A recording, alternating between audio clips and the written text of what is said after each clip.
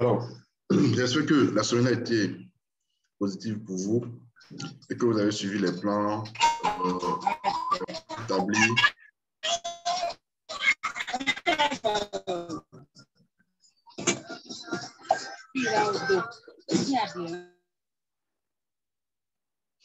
Ok, voilà. Bon, déjà, est-ce que le son, tout le monde reçoit le son?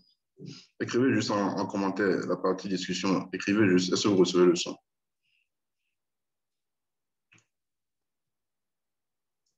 Ça peut aller pour le son? Ok, c'est bon. Alors, je disais tantôt que on avait établi certains plans le dimanche passé, d'accord, et ces plans se sont effectivement réalisés, notamment sur le gold d'abord.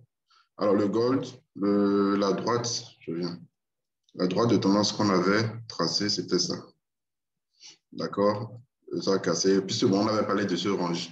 Le range a finalement été cassé je pense que c'était le mercredi. D'accord, on a eu un pullback et puis c'est reparti. Donc, actuellement, on a cette tendance ici actuellement. Ce support aussi. D'accord? Alors, le plan qui avait été établi le dimanche passé, c'était d'attendre la cassure de cette zone pour pouvoir prendre un achat. Et le premier objectif, si vous vous rappelez très bien, c'était ce niveau-là. D'accord? C'était ce niveau. Et je disais que, voilà, de faire attention que d'attendre obligatoirement une clôture H4. Mais il n'est pas impossible que la seule bougie H4 aille directement chercher l'objectif, vu qu'il n'y a pas suffisamment d'espace. D'accord? Mais on a eu la cassure, ça a atteint l'objectif, et puis paf, on a eu un pullback. Le pullback, c'était dans la même journée quand même. Donc, c'était sur le pullback qu'on avait pris l'achat, en fait, sur le gold. Bon, on avait pris un petit risque, parce que, vu que ça avait laissé des mèches.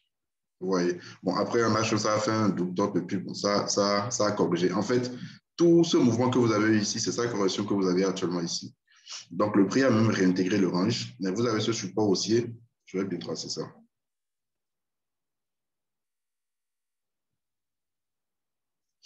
Vous avez ce support haussier, d'accord, qui est en train de repousser le prix. Alors, le vendredi dans l'après-midi, j'avais envoyé un setup sur le gold. D'accord, on avait identifié une zone dans laquelle on disait qu'il fallait chercher à prendre un achat. Je vais d'abord lever cette zone ici, qu'il fallait chercher à prendre un achat. Alors, on a pris ce mouvement, d'accord, on a pris ce mouvement comme le dernier mouvement d'impulsion haussière.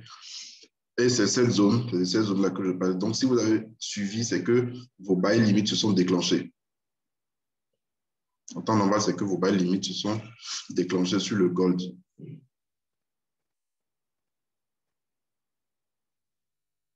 Voilà. Donc, les 1812,04, 1806,17, c'est la zone dans laquelle il fallait chercher à prendre l'achat. Et ce qu'on a ici, c'est qu'on a une coïncidence 61,8 avec support haussier. D'accord? Là, on a une convergence de signaux. Donc là, on peut renforcer l'achat ici. On pourra sortir, d'accord? On pourra prendre, comment on appelle ça? On pourra prendre la perte, on pourra prendre une perte sur ça uniquement après clôture H4 en dessous des 61,8. Puisque les 61,8 ici sont la ligne un peu sous la droite du support haussier. Donc, on ne pourra sortir qu'en dessous, clôture H4 en dessous de ce niveau. Sinon, là, comme je l'ai dit, on peut renforcer. Là, ça n'a même pas encore touché exactement les 61,8. Vous voyez? Donc, on a la zone qui coïncide avec le support haussier. Donc, si en temps normal, le bail limite n'a pas encore été déclenché, le bail limite sur les 61,8 n'a pas encore été déclenché, seulement le bail limite sur les 50%, d'accord, qui a été déclenché. Donc, si le prix vient sur les 61,8, ça peut déclencher votre bail limite et tout. Et comme je l'ai dit, si vous devez sortir, en fait, ce n'est qu'après clôture H4 en dessous des 61,8. Parce que là, bon, on espère une forte accélération baissière parce que vous avez une grande impulsion, correction en dérive latérale, impulsion, correction, d'accord, correction en ligne droite ici. Donc, le scénario sur le gold pour la semaine prochaine, c'est qu'on espère, d'accord, une continuation de la nouvelle tendance haussière. Sans oublier qu'on est dans une grande tendance haussière daily sur le gold. Donc, ça pourrait nous faire un scénario comme ce que ça nous a fait en avril-mai ici, d'accord? On avait tradé ça. Donc, on espère une accélération haussière sur le gold pour aller chercher les objectifs dont on avait parlé la dernière fois. Si on achète ici, si on achète sur le rebond, si votre buy limit s'est déclenché, d'accord, le premier objectif sera le plus haut qu'on a eu cette semaine. Bien sûr qu'avant ça, il y a des objectifs intermédiaires qu'on aura en H1 et tout. Mais l'objectif d'abord, théorique final, c'est d'abord ce niveau. Au-dessus, d'accord, des 1834-48, on pourrait chercher d'autres TP, d'accord, un peu plus haut sur le gold. D'accord, donc pour le moment, je ne suis pas trop vendeur sur le gold, même si la clôture s'effectue en dessous, je ne vais pas prendre une vente. En tout cas, en ce qui me concerne, quoi. Je ne vais pas prendre une vente parce que cette zone-là également pourrait représenter une zone d'achat pour le gold. Donc, pour ceux qui ont suivi la formation, ils savent déjà de quoi je parle. Après, casse du support aussi, comment utiliser les retracements de Fibo dans ce cas-ci. Mais toujours est-il que je vais privilégier l'achat dans la zone dans laquelle on se retrouve actuellement. Voilà. Donc, je vais continuer avec l'euro-dollar. Alors, l'euro-dollar, bon, je vais revenir peut-être en D1 pour que vous puissiez bien voir. Le dimanche passé, on avait parlé de cette figure, épaule, tête, épaule, d'accord, avec ligne de cou oblique. Et qu'est-ce qu'on avait dit? Bon, je vais retracer ce truc. Je vais vraiment le laisser. Voilà, on avait dit que, voilà, on avait pris la semaine passée, hein, la semaine passée, avant la fin de la semaine passée, on avait pris un achat de prix venu dans la zone des sorties. Et le plan, c'était d'attendre la cassure de la zone. Parce que ça avait formé un double top, en fait. D'accord? Avant, j'étais le dimanche passé, donc la semaine passée, ça avait formé un double top. Et on attendait la cassure de cette zone pour pouvoir prendre un achat. Donc, ce qu'on n'a pas eu. D'accord? Ce qu'on n'a pas eu. Alors, donc, je ne pouvais pas envoyer certaines positions dans le canal parce que, voilà, ce n'était pas le plan initial. Donc, qu'est-ce qu'on a fait? Et je pense même que j'ai envoyé ça dans le canal des étudiants du moins. Euh, déjà, je pense que c'était ici, je ne me rappelle plus trop, voilà, c'était ici. Donc, on a pris des achats quand même dans la zone ici. Je pense que ça doit être ici. Voilà, on a pris des achats, c'est revenu ici. Après, ça a chuté. Bon, après, en tout cas, toutefois, ce que vous avez là actuellement, d'accord, ce serait vraiment pas mieux de rentrer dedans. Parce que là, nous sommes en train d'assister à la formation d'un petit range. Je vais identifier la bande inférieure du range ici. Voilà. Donc, la bande inférieure, d'accord, coïncidait ici avec le support haussier, bon, la ligne de coup de l'épaule tête-épaule dont on avait parlé tout à l'heure. Donc, si le prix revenait dans la zone ici, d'accord, on peut encore chercher à prendre un achat. Si vous préférez les rebonds comme moi, donc si le prix est dans la zone, d'accord, support haussier coïncidant avec le bande inférieure, on peut prendre un achat. Maintenant, si on doit espérer une baisse sur l'euro-dollar, il faudrait qu'on passe en dessous de cette zone. Et là, on ira chercher le plus bas qu'on a ici. Là, là, on parlera carrément de la cassure de la ligne de coût, quoi. Voilà. Donc, sinon, si ça vient ici, on peut chercher à prendre des achats. La zone dont on avait parlé le dimanche passé, cette zone est toujours d'actualité. Je veux parler de cette zone que vous avez en haut ici. Donc, comme vous voyez, ça risque carrément de former un range. D'accord? Achat en bas, vente en haut. Donc, ce n'est qu'au-dessus de cette zone qu'on peut avoir des perspectives vraiment haussières sur l'euro-dollar. La zone, bon, en tout cas, la bonne supérieure de la zone, c'est 1,1896. Et j'avais même parlé carrément d'attendre les 1,19 parce que c'est un niveau symbolique. Voilà. Donc, sur l'euro-dollar, d'accord, cette zone-là, on pourra chercher à prendre un achat là-dedans.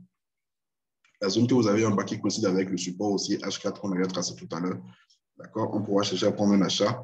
Maintenant, le prix peut ne pas revenir dans la zone repartie. Là, vous serez obligé d'attendre que ça casse la bande supérieure du range pour aller chercher la zone qu'on a identifiée en haut ici.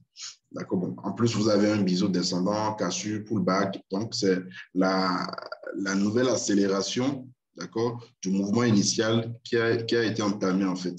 Donc là, ce mouvement que vous avez ici, d'accord, peut représenter une correction de ce pullback. Je crois que c'était, je vais même pris un achat là-dessus, voilà. Vous voyez, les 61,8.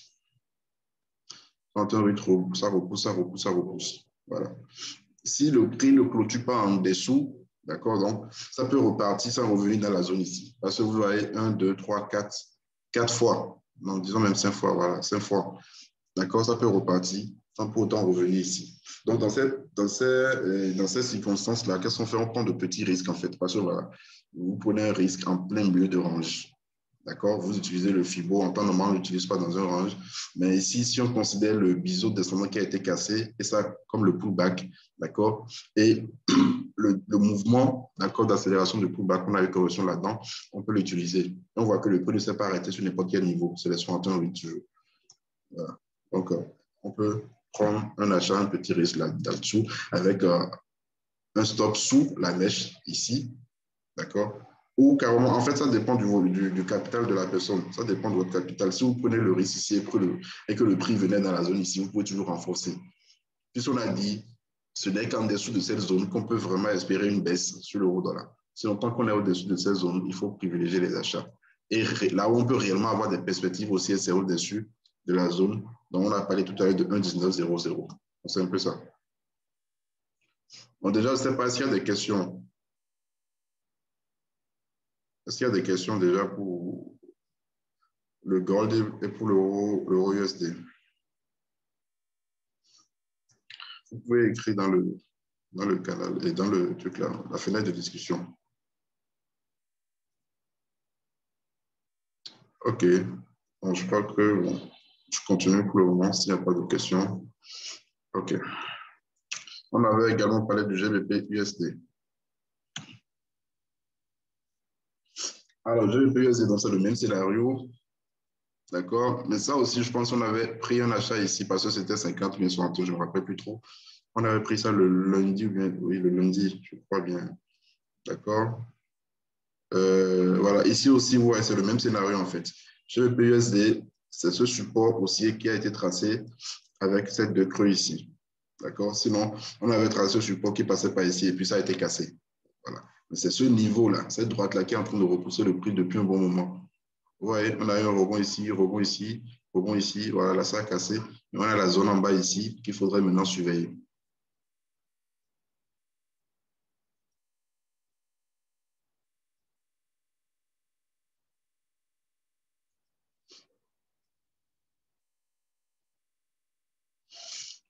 Voilà. Donc, vous voyez, c'est le même scénario comme sur l'euro-dollar. Bonne inférieure, bonne supérieure, bonne inférieure, bonne supérieure, bonne inférieure ici. Vous voyez? Donc, probable achat dans cette zone ici.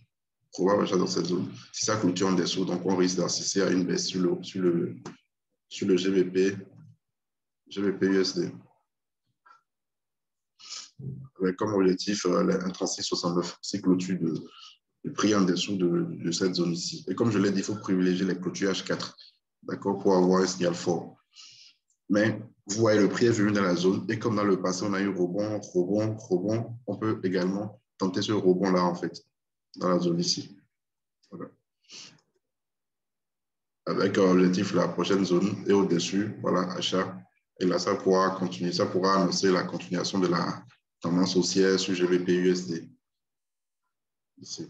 Donc là, ces plans-là ne sont pas des. GBP n'a-t-il pas une configuration plutôt baissière comme à l'euro? Parce que le tracement de son temps a bien été pris. Parce que le tracement de 68 a bien rejeté le prix. Les 68 ont rejeté le prix. En fait, il faut regarder la tendance de fond. Vous voyez, il faut regarder la tendance de fond. La tendance de fond, ici, nous sommes dans une tendance haussière. Quand vous êtes dans une tendance haussière, il faut privilégier le sens, aller dans le sens de la tendance. Maintenant, la baisse que vous avez eue ici, c'est une baisse de correction. C'est un peu comme ce que vous avez ici. C'est une baisse de correction. C'est un peu comme ce que vous avez ici, baisse de correction. Et ce que vous avez également eu ici, baisse de correction. Donc, cette baisse que vous avez ici, là, si on devait utiliser les Fibo, on allait utiliser ça ici. On allait utiliser ça ici, parce que ici, c'est 68 exactement. Si vous vous rappelez, on avait pris la vente. C'était il y a 2 semaines ou 3 semaines, je me rappelle plus trop. D'accord? Ici aussi, on a eu 50 068 quand même. Et après, le prix a commencé, parce que vous avez vu depuis ici, on a eu des creux de plus en plus bas. Vous voyez, ce creux est plus bas que les anciens creux que vous avez eu. Ce creux plus bas. Et arrivé ici, le creux là, c'est presque au même niveau, c'est le même que c'est plus haut que l'ancien creux. Est-ce que vous voyez? Donc là, c'est un signal, c'est un avertissement en fait, que la baisse là est en train de s'essouffler. Je ne sais pas si vous comprenez un peu ce que je dis. La baisse est en train de s'essouffler. Dans ce cas, vous êtes en présence d'un support haussier majeur. Donc, on ne peut pas utiliser les fibos dans le sens de la baisse, alors qu'on sait très bien que nous avons une tendance haussière. C'est pas... Oui, la ligne de tendance a cassé. Il faut faire attention. Quand la ligne de tendance est cassée, ça ne veut pas en même temps dire que c'est un retournement. Je ne sais pas si vous comprenez un peu ce que je dis.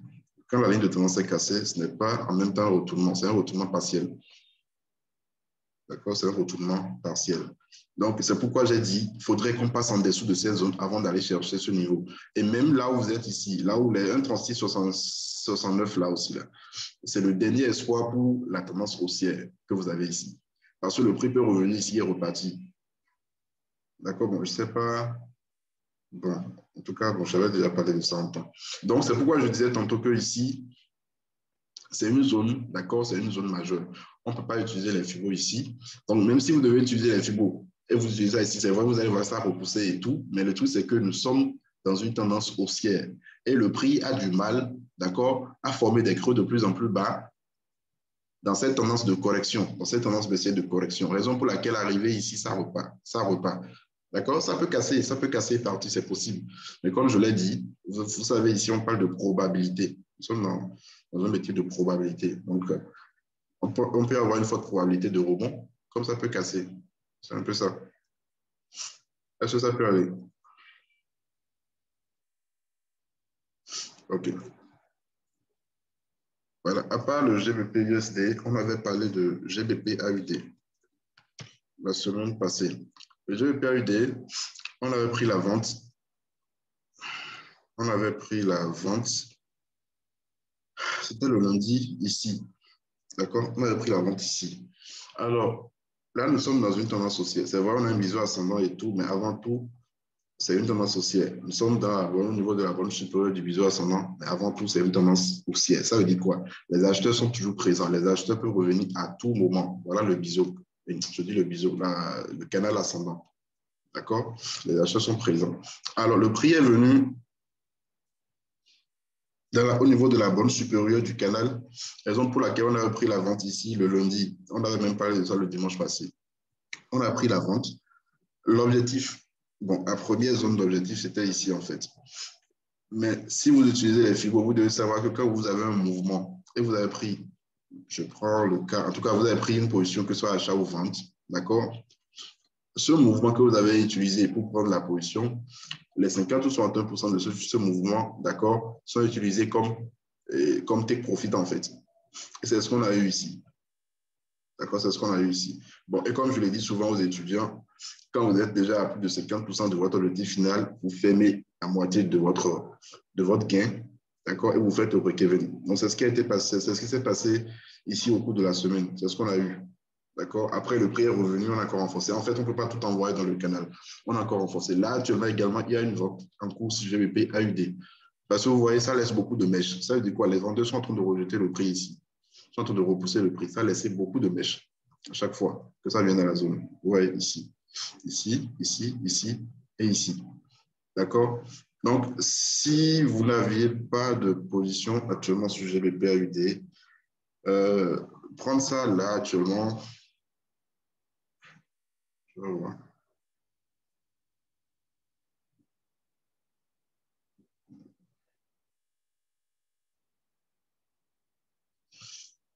OK. Donc, je crois que c'est possible. Attendez, je vais voir d'abord la résistance qu'on a en haut ici. Bon, ce n'est pas aussi important.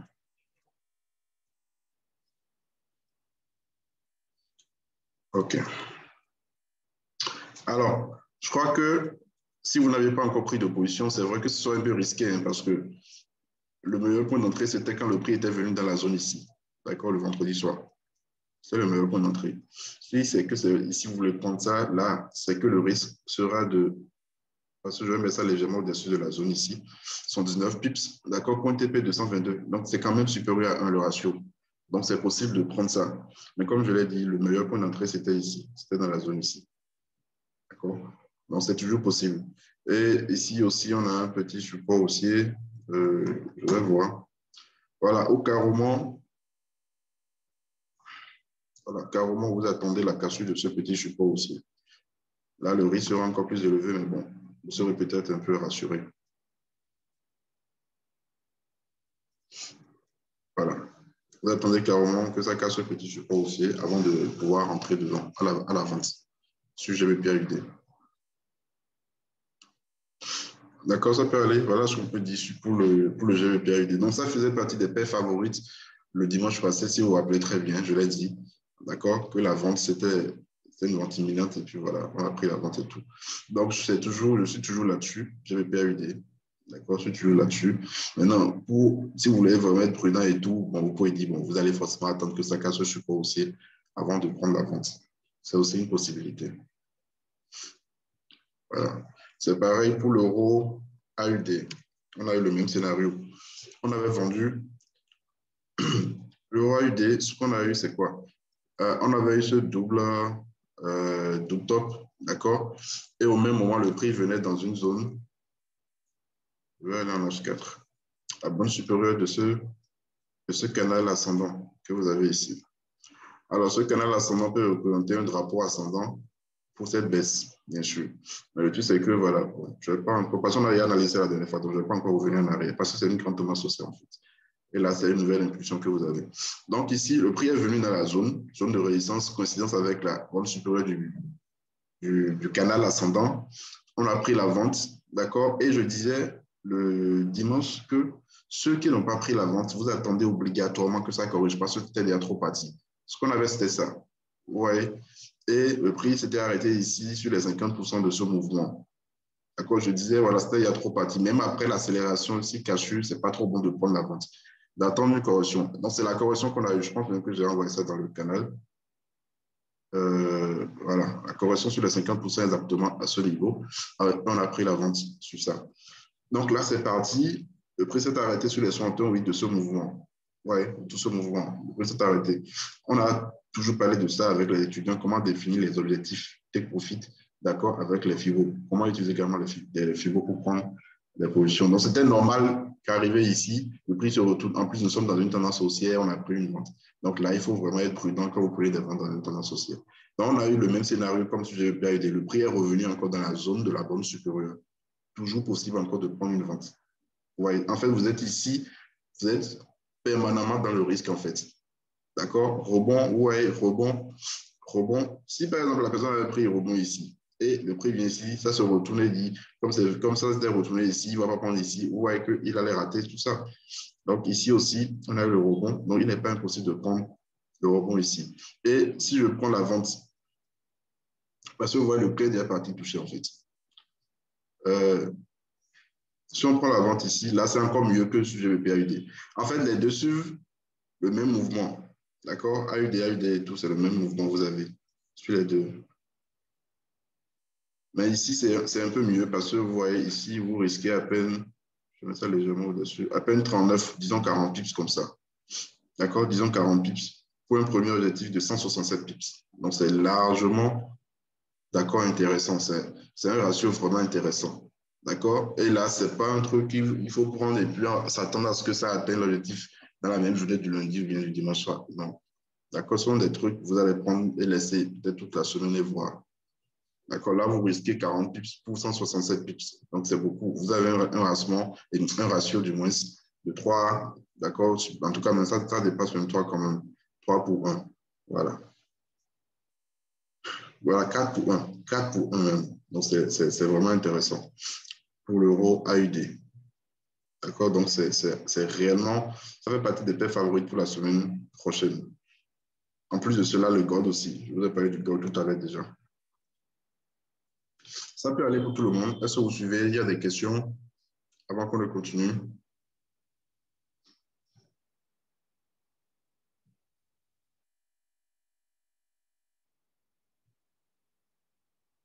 Est-ce que c'est bon pour tout le monde?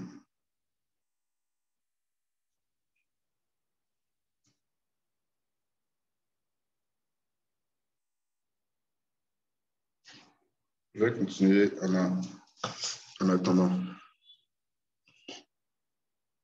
OK.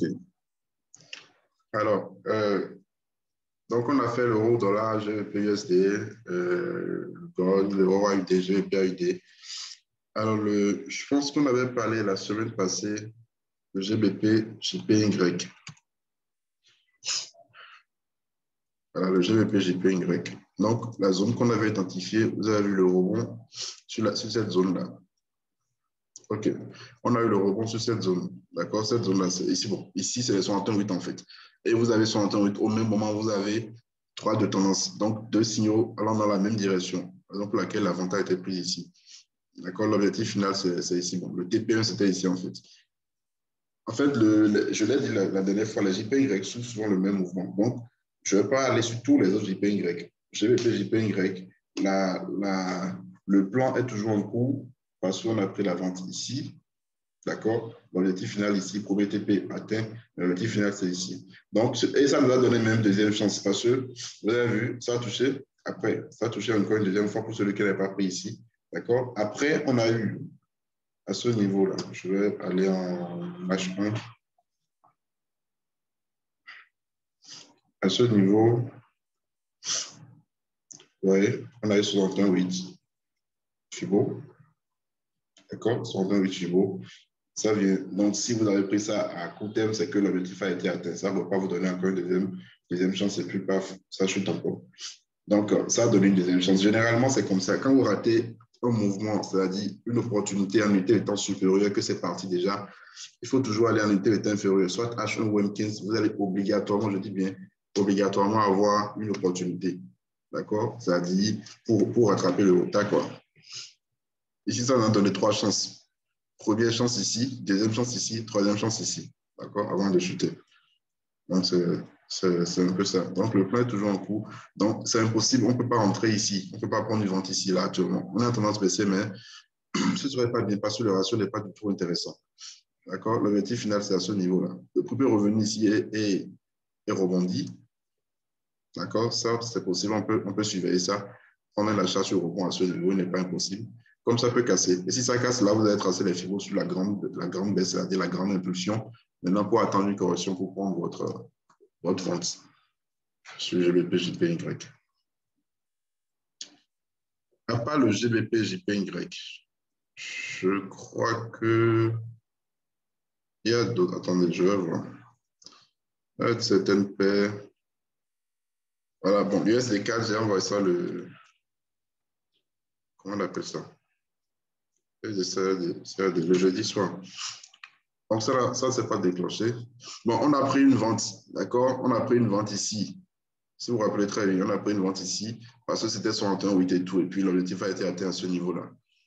Déjà, c'est une tendance haussière, mais la grande tendance était baissière. C'est la raison pour laquelle on a pris une vente. Donc, c'est un peu comme la question que le monsieur avait posée tout à l'heure. D'accord? On est dans une tendance baissière à long terme. À long terme. Donc, on avait pris la vente parce qu'on se disait, voilà, rebond au même moment, on avait 61,8 et tout. L'objectif a été atteint et puis bon, ça repart. Il y avait une information sur la BOC, d'accord, la Banque centrale du Canada. C'était le jeudi, je crois, et puis c'est reparti. Donc, c'est le jeudi soir, j'ai envoyé ce biseau ascendant où je disais, voilà, il fallait surveiller la bande supérieure. Là, ce sera un troisième rebond. Et généralement, sur les troisièmes rebonds, on a un fort mouvement. D'accord? Donc, vous avez vu premier rebond, deuxième rebond, si troisième rebond, là, on va prendre une vente, d'accord, pour venir chercher la bande inférieure du bison. Voilà. Et aussi, bon, je vais voir le DNCY. Je ne sais pas réellement regarder ça cette semaine. Le DNCY est en train de consolider. Vous voyez, c'est un peu comme ce qu'on a sur l'euro-dollar. L'euro USD en train de former un range. Le DNCY également en train de former, bon, a formé un range, on va dire. On va dire que ça a formé un range. Voilà. Mais ici, ça n'a pas encore cassé. Bon, même l'euro USD aussi, ça n'a pas encore cassé. Donc, 4. Bon, c'est ce qu'on a ici. Oui, c'est ce qu'on a ici. Rebond. Donc, c'est possible aussi d'avoir ça.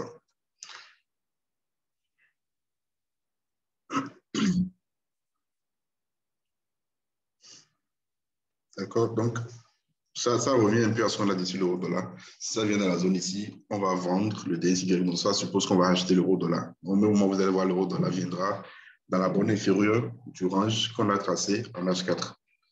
C'est un peu ça. Est-ce qu'il y a des paires dont vous aimeriez avoir des analyses? Je ne sais pas. Parce que je n'ai pas vraiment préparé la revue de ce matin. Je n'ai pas écrit les paires là quelque part. Bon, je vais bien nous aider. Voilà.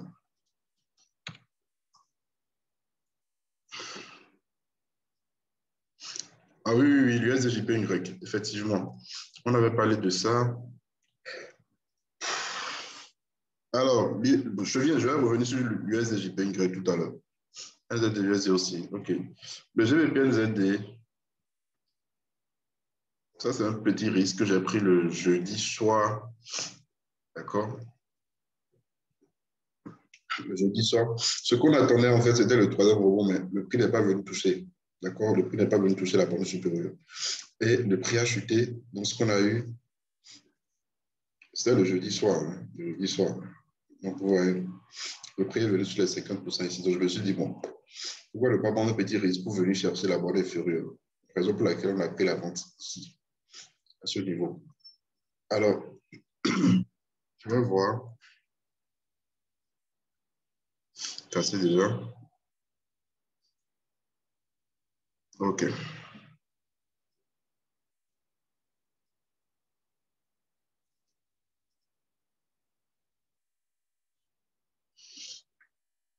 Voilà.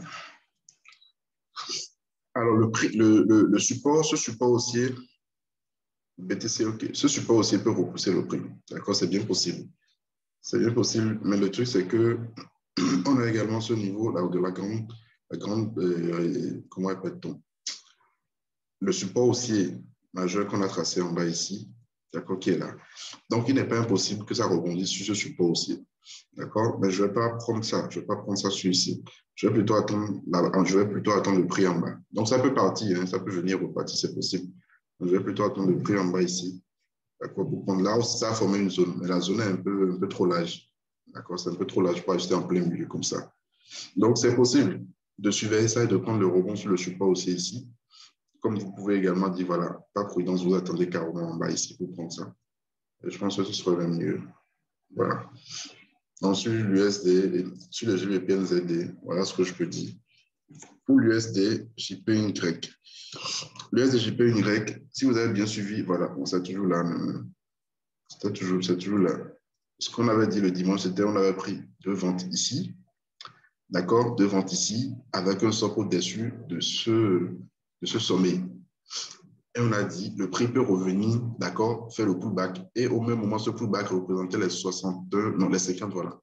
Les 50% de FIBO de toute la baisse que vous avez eue ici. Et la raison pour laquelle vous allez voir après, j'avais 2 ou 4 ventes là-dessus, sur le SDJPY, au cours de la semaine.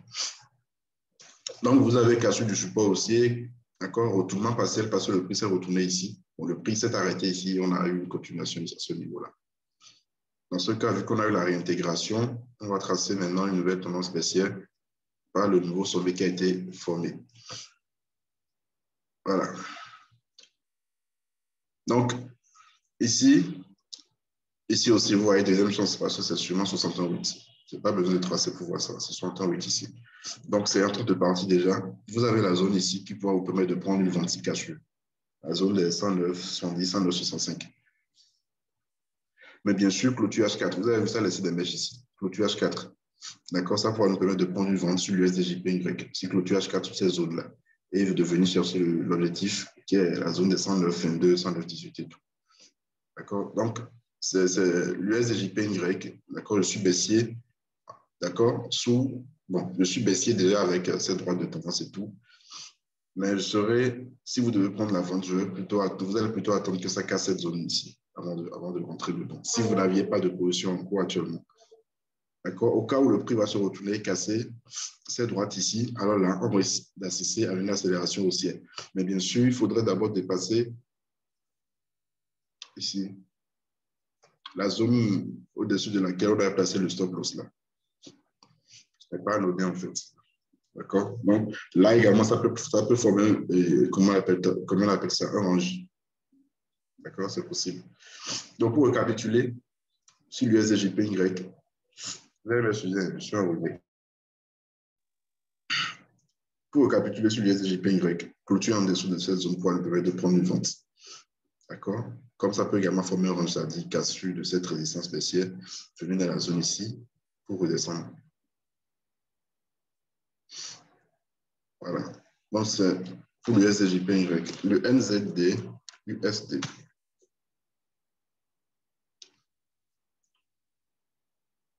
NZD, USD. Bon, c'est un peu le même scénario sur les paires en temps. Dans l'USD, la devise de compte partie.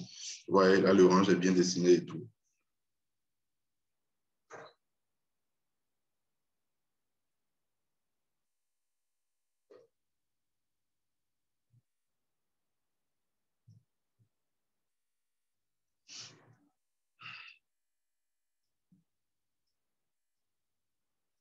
Mais je crois qu'on pourra chercher une entrée en H1. Impulsion, correction, question. On va voir.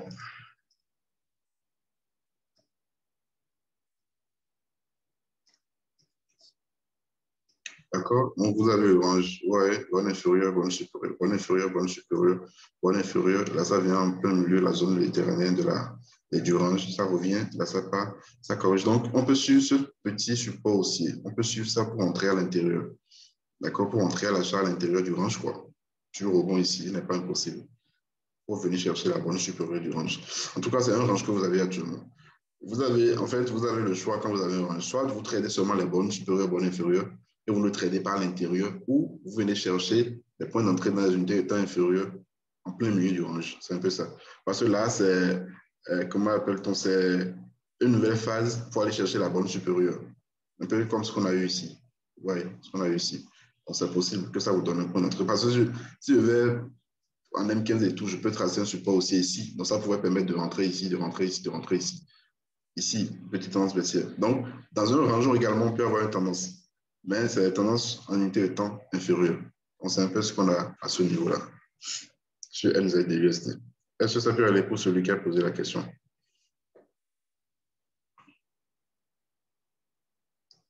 Le BTC,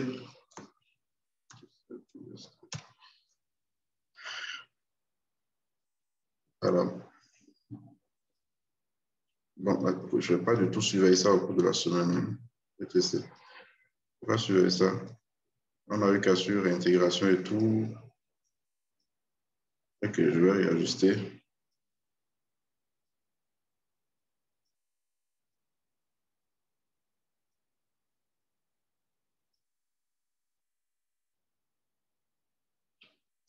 Ok. Bon, et on a un biseau de en formation. Le truc, c'est que je ne vais pas encore revenir sur ça parce que j'avais déjà parlé de ça depuis plus de mois, hein, où on a parlé des 27 485 qui représentent un 61,8 de délit, de mouvement haussier délit. D'accord? Donc, ça peut venir chercher, comme je vous l'ai dit, comme ça peut casser et partir. Toujours est-il qu'actuellement, vous voyez, ça évolue dans ce biseau descendant. D'accord? On a déjà eu le rebond sur la bande inférieure ici. Donc, il n'est pas impossible qu'on aille chercher la bande supérieure. Voilà. Je vais enlever ça parce que ça a cassé déjà. D'accord? On a déjà eu le rebond sur la bande inférieure du biseau, ici. Donc, en temps normal, on devrait aller chercher le truc là. Maintenant, vous voyez les creux que ça forme ici de plus en plus haut. Si vous allez en M15, vous allez voir, vous allez tracer un petit support aussi. Alors, on vient de faire 45 minutes. Je vais couper et relancer, d'accord, pour la deuxième partie. Donc, vous allez vous reconnecter avec le même ID et le même mot de passe. Ça peut aller. Je vais couper, vous allez relancer avec le même ID et même mot de passe.